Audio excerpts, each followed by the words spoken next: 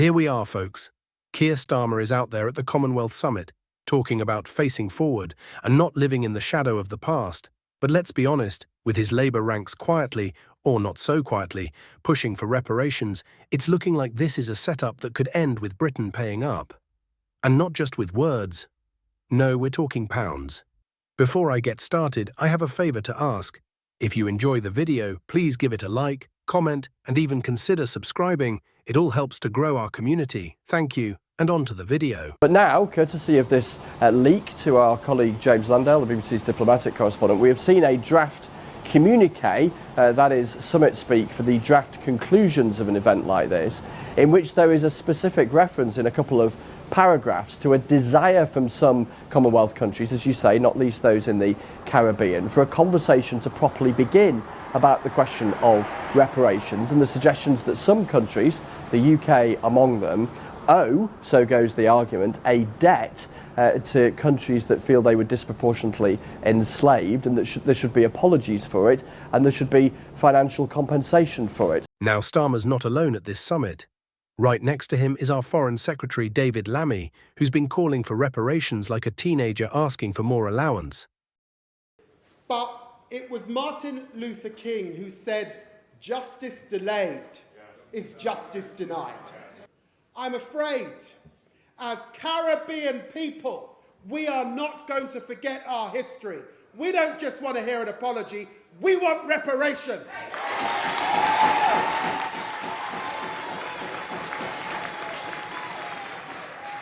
And if Lammy sounds passionate about reparations, that's because he's been consistent, even as far back as 2018, tweeting that it's time Britain hears and listens to the demands of Caribbean nations. And again in 2020, he was calling for reparations on a Boston radio show, talking about truth and reconciliation. And it wasn't just a one-off either. This guy's made it a major talking point on and off the record. I mean, look at this tweet.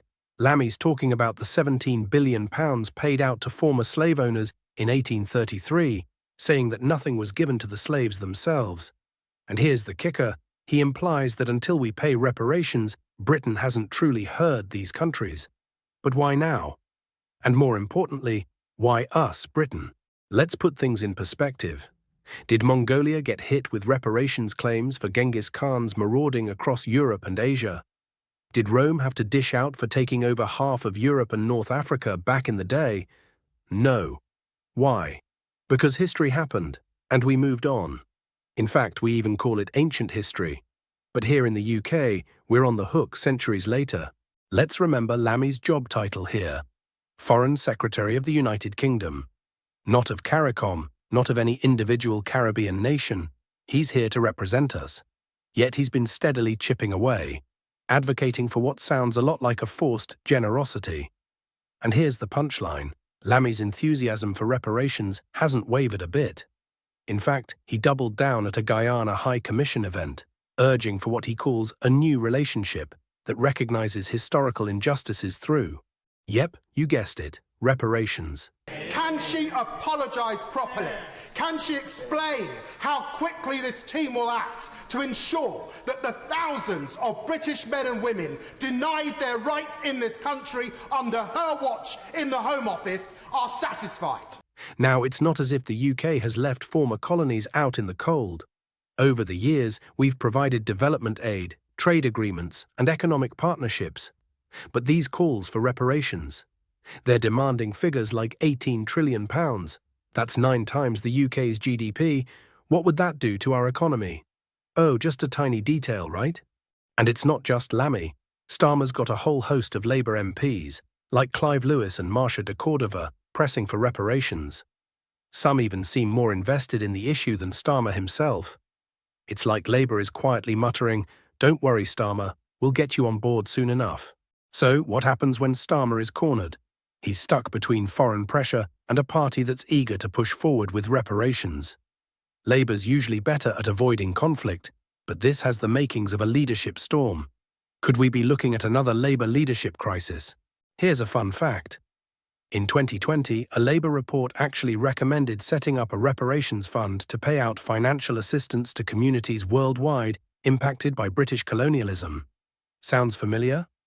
Yep, this idea isn't exactly new. It's been there in the Labour playbook, brewing behind the scenes. Why should the UK alone be singled out? No one's chasing modern Italy for what the Romans did. We're not seeing Mongolia face trillion-dollar bills for Genghis Khan.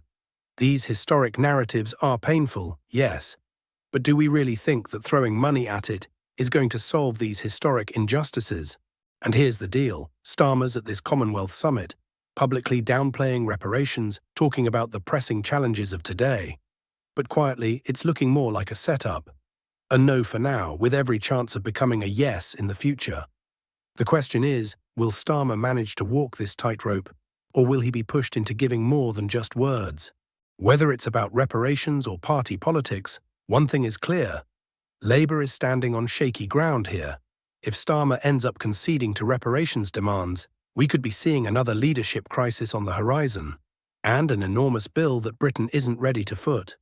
But until then, we'll be watching closely.